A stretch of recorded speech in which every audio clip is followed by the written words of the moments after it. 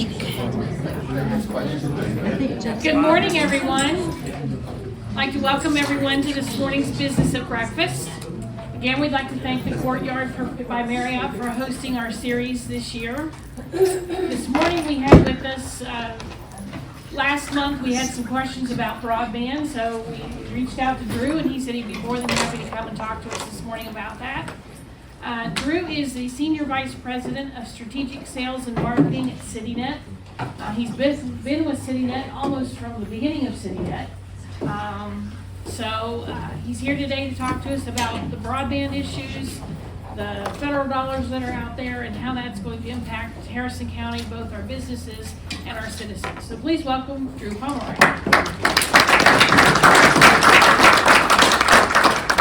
So I was looking around the room. My mom's a school teacher, and she always would tell me that when she would teach class, you got to keep the class down to the level of the person that's the least smart person in the group. So I saw John Wilson was here, so I'm going to have to make this on a real remedial level. This broadband topic honestly can go 1,000 different ways. And so I want to be service to you today and help you understand some of the programs that are out there. So I can tether this conversation however you guys want to, but I think it's a great place to start to kind of start talking about kind of where we have been and kind of an idea of where we're going. So you look at our company, CityNet, we've been in the Harrison County area for about 25 years. We started as a small dial-up internet provider. Were acquired by a bank, had a 3-year run with City Holding Company, where we were helping them with some of their fintech type of services. Kind of rolled back out into the private market in 2001, got into the broadband game as broadband internet started becoming the hot topic around the country. We acquired a bunch of fiber assets all over the country, including stuff as far west as Chicago, as far south as North Carolina, as far north as New York. And at one time had over 8,000 miles of fiber that we had as part of our network. Late in the first decade of this century, we sold a lot of those assets. The market was right for us to be able to make that sale, and we've kind of reinvested a lot of that money back into West Virginia, and now we're working on building out a bunch of fiber here in the state. Currently today, the West Virginia continually ranks near the bottom of federal surveys that say where we are in regard to broadband. A lot of that is based upon kind of the demographic of the state of West Virginia. And I don't mean demographic by the people, I just mean the demographic about where people live. As in any utility, you have to build and connect your network to the people that you want to serve. And in West Virginia, that's not always the easiest thing to do. So there has been, over the course of the last 10 or 12 years, a significant push to get monies into the market to be able to alleviate some of those issues. It started back in 2010 with a program called BTOP, which was the Broadband Opportunity Project that was meant to deliver broadband internet into communities, rural communities across the United States of America. Fortunately, and then unfortunately for West Virginia, fortunately for West Virginia, we were one of the largest grant recipients. Unfortunately, the execution of that grant wasn't very good, and the broadband problem went from bad to even worse through the state of West Virginia. So you look at opportunity, you always look at kind of some good opportunity out of some bad things, and honestly with the whole COVID outbreak that has happened over the course of the last couple of years, tons of broadband money has become available both on the federal level and on the state level in order to get broadband out into the home. I think as a educational tool, a remote workforce tool, and as just an economic development tool. So we traditionally, and I'll kind of back up maybe 2 steps, but traditionally when we got into the broadband game, our primary focus was to serve commercial customers, businesses. We then made a bit of a change when we saw the spirit of broadband in West Virginia not being executed quite the same way that we had hoped for it to be executed. We made a bit of a change about 6 or 7 years ago and decided to get into the residential market. The first residential play that we had was here in Bridgeport, with a project that we call Gigaport, which was the first fiber to the home project anywhere in the state of West Virginia. So we, over the course of about 2 or 3 years in partnership with the Bridgeport Development Authority, was able to bring fiber internet access, high-speed fiber access to every resident across the city of Bridgeport. Jason, put your hand up, Jason. Jason's this dude right here. He's from Cincinnati, Ohio. He's with Spectrum, okay? And so when I was speaking earlier, he came in and he helps run some of the government relations for Spectrum, who's also a provider here in our area. And I was telling Jason, I said, and he wasn't involved in this, so I can feel free to talk about it because he wasn't involved. But I think that he will agree. When we started the Bridgeport project, Frontier was here, Spectrum was here. Quite frankly, both were doing a pretty poor job servicing the residents. We then came in with our program, and over the course of the last 5 years have taken probably, 2,000, 2,200 customers in Bridgeport that are on our network. And I don't know if Andy or John could tell you, but there's probably, 3,500 houses that are in Bridgeport, so we have 60% of the market.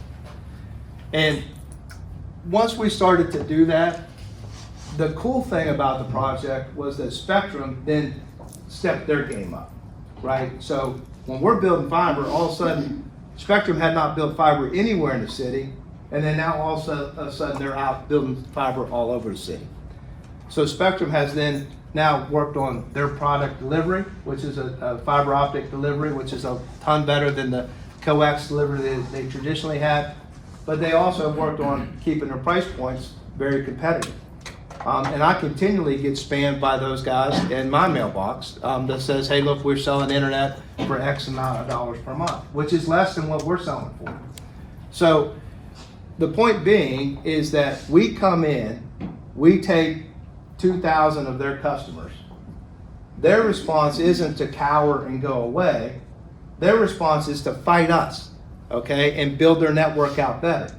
So what's that make us do? Makes us fight harder to combat them. So who benefits? Every resident in the city of Bridgeport, right? So any of this stuff that you hear about people saying we need to keep these monopolies in place, or why do we overbuild a Frontier network, or why do we overbuild X or Y, that's not right, and it will not work. And that's the problem that we've got ourselves into, is the fact that we have looked back and said, well, this is the way we've done it for 80 plus years. Why change it? Well, why change is because we go from being 49th in the country in broadband, and I use this stat, which is the most amazing stat I've ever heard in my 25-year career. Think about this. We're 49th in the country in a broadband survey. The state of West Virginia gets a $120 million grant from the federal government. The next survey comes out, we rank 52nd. Now, I'm not smart, but there's 50 daggone states. How the hell are we 52nd? Right? And so and then what I found out, and I didn't realize this, Tim, did you realize it count like Guam and Puerto Rico and stuff like that in the survey? I'm sure you did. So at the end of the day, we go from being 49th to 52nd. It's a travesty, right? And so who's going to make that change? Are we going to continue to do it the same way we've done it for the last 80 years? Or are we going to make a change and do something a little bit different? So how do you make the change? Because like companies like us that are the aggressor, and let's go back to Spectrum as an example, and I was told this to Jason. The cable company mentality for the last 80 years has been, we're going to build in this market. This is our market. Then another company will build in this market, and that will be their market. There's no real motive for the cable companies to fight each other and overbuild each other's market. How many times, and think about this, where you've been, is there ever 2 or 3 or 4 cable companies? Not typically the case, because they kind of stay in their own little domain. So when they're staying in your own domain, there's not a ton of motivation to build out of your own domain. Just get comfortable with where you are. Nobody's going to compete with you. Make the money that you need to make. And at the end of the day, everything will be fine. No motivation to grow. And then you got these rogue companies like us that come in and we try to blow up the whole market and say, we're building everywhere and anywhere. We got one problem. We don't have the money to do it. And so you're looking back and you say, well, how can we compete? How can we make this better, but there'll be no money to be able to make it better? Well, we can't go out and raise the money to do it because there's no bank, especially in West Virginia, that's going to lend money on a black cable that sits on a pole that they don't know how, they know how to value what this building's worth. They don't have any idea how to value what this cable's worth. So they said, there's a black cable on a pole. You can buy that on Amazon for about 80 cents a foot. So I guess the value is about 80 cents a foot. Well, is that really what the value is? So you come back and you say, how are you going to grow in this place, in these areas where you got to get funding? Well, we can't go to a bank and get the money because if it costs 50 grand to build to Grafton, and I'm making this up, 50 grand to build to Grafton, and there's 8 customers you can pick up at Grafton, there's not a return. You cannot make the business model work for any bank to say, that's a good idea. Just will not happen. So that leads us to, how can you get these things funded? And that's where these programs that Kathy mentioned, the federal programs, have opened up, and now state programs have opened up to help alleviate that problem. So what's that mean? So our outfit has been awarded about roughly $55 million of what they call RDOF money. That's Rural Digital Opportunity Fund, okay? And long story short, that means building fiber into rural America. The way it works is like this. They identify a map of the country, and we'll just use West Virginia because that's all I know. But they identify this map of West Virginia and they say, here are the unserved census blocks in West Virginia. Unserved. No internet at all. Think about that. All you guys have internet. I know you do.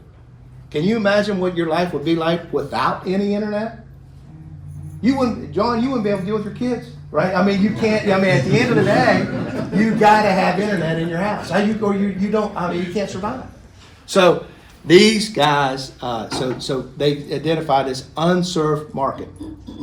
Anybody want to take a guess what the unserved population is in West Virginia? 300,000. Okay, 300,000 homes in the state of West Virginia have no internet at all. That doesn't count the other 600,000, they got bad internet, right? But there's 300,000 that have no internet at all. So they pop these 300,000 houses up in these census blocks and they say, okay, look, we got to serve these blocks. Who's interested in serving? 20 people put their hand up and say, we're interested in serving. And so they'll say, okay, block number 1. It's, block 1 is in Taylor County, West Virginia, and it's this 200 houses. What would you bid? What do you think it costs for you to service those houses?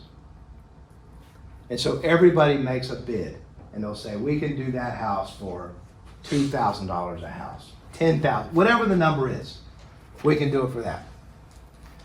So then they start at that point, and then they start doing a reverse auction. Here's everybody's first bid. Okay, who can, or would you be willing to do it for this? And they keep going down, backwards. Okay, that's less money, backwards. So they come down. Who could do it for $10,000 a house? Everybody's hands up. Who can do it for $9,000? Everybody's hands up. Who can do it for $8,000? Hands start to go down. Who can do it for $7,000? They keep going down the line. Finally, they get to a winner, maybe a loser, right? But they get to the low bidder, right? At the end of the day, they get to the winner, and they say, okay, CityNet, you win census block X. You're awarded $1,648 per house. There's 200 houses. You got 5 years to get it done.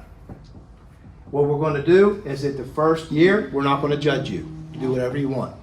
At the end of the second year, month 24, submit the report, send it back to us. You got to have 40% of the houses done. Mark 3, you got to have 60. Mark 4, you got to have 80. And at the end of 5, you got to have 100. Here's a letter of credit you got to submit if you don't hit those goals, and we're going to take money back from you if you don't hit them. That's the plan. That's the game, right? So we win about 75,000 houses, about $52 million. We have 5 years to get it done, okay?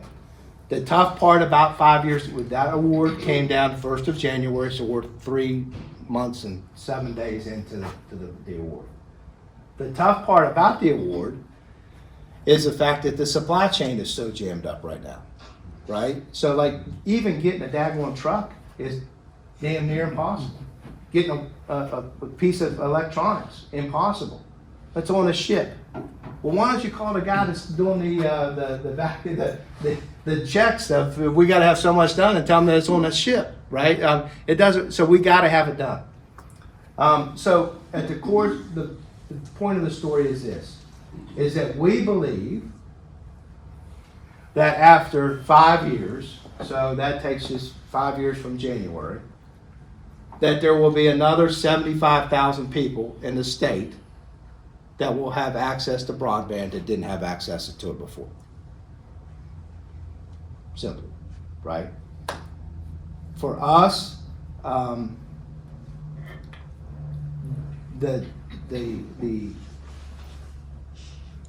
when I say you have access to it, the government requires you that within 7 days of someone putting an order in that census block, you have to have that house turned up. So it's not like I can't have it on a pole 6 miles away and say, man, please don't buy this, please don't buy it. And then wait till they buy it. It's got to be outside somebody's house. So we've got 5 years to get within 7-day delivery of these houses that we have. Now the cool thing is that because there's no middle mile in West Virginia, or very lack thereof middle mile, when we build into Taylor County, we're going to go buy a bunch of other areas that maybe already have service. And I just told Jason, we're coming. We're not going to build a buy and say, oh, this neighbor here's got Spectrum, let's just leave them. We're coming. If I'm building by them and I'm getting to Grafton and I go by 4 houses that have Spectrum, we're going to knock on their door and say, hey, we're a little bit better in this area now. Do you want to give us a try? So what he should do is step his game up in those areas to make sure that those customers don't come to us. And again, back to that whole competition thing, rising tide should raise all ships. So if we do a good job, 5 years from now, there'll be 75,000 people that have more internet. If everybody that get their award gets done, 300,000 people have better internet. If we don't get our award done, I'm not speaking at the breakfast in April of 2020. But at the end of the day, I have no reason to believe that we won't get it done. I'll give you one more tidbit, then I'll take some questions and let you guys get to your day. Don't fall into the belief that you read what the politicians say is available and is ready to go. And I'll give you an example. And these guys have been overly helpful. So this isn't a knock on anybody. But I'll use Mitch as an example, who's a great friend of mine. Mitch Carmichael is the Director of Development for the state, and Broadband falls underneath of him, and he has tons of programs that are available. One is this LEAD program, and I was telling a couple people about it. LEAD is a Line Extension Application District, I think it stands for. So how many times have people heard the story of like, I don't understand why Spectrum stops at my house is right next door, and they won't service my house right next door. and they want $2,000 to get there. Well, that happens because Spectrum's not going to spend $2,000 to get your house to recover $40 a month of internet. So at the end of the day, this LEED grant allows for companies to line extensions to get out and get more people on, much like they do sewer and water extension grants across the area. So you put a 20% match up, the other 80% is covered. So they announced the LEED program in June of 2021. So in June 2021, the LEED program is announced. The application becomes available in October. So let's make an announcement in June, and let's take 4 months to get an application figured out. Okay, here's the application. You make the application. We were awarded a LEED grant in Harrison County out in Green Valley. It starts at Briarwood and goes all the way around Brushy Fork back into Oral Lake. 384 houses in an 8-mile build back there. Underserved, significantly underserved area. We get awarded in October, or we get awarded in December. We go down last Wednesday, 2 days ago, to start talking about the agreement. So there's no money yet. There's no get started yet. It's all this, let's make the announcement to show that we have these programs available. But and then everybody calls me up. Hey, you guys got that LEED grant. How come we don't have internet at Brushy Fork? Well, call Mitch. I mean, it ain't my problem. You know what I mean? Like, we would love to be able to service you. I mean, you know, so at the end of the day, I don't know how to speed the government up. If anybody knows, tell me, right? But there's no speeding those folks up. And so these programs do exist, but man, they are long and lengthy to be able to pull this stuff out of. Now, once it starts to flow, like this RDOF, it was a 12-month, you know, you think about it, the end of the first reporting application period for the RDOF was like that April 1st, right when COVID started. They pushed it back to September. We were awarded in November of 2020. We didn't start the program until January of 2022. Now, once it gets going, it's great. But it's about 12 to 14 months after you're awarded before it gets going. That's my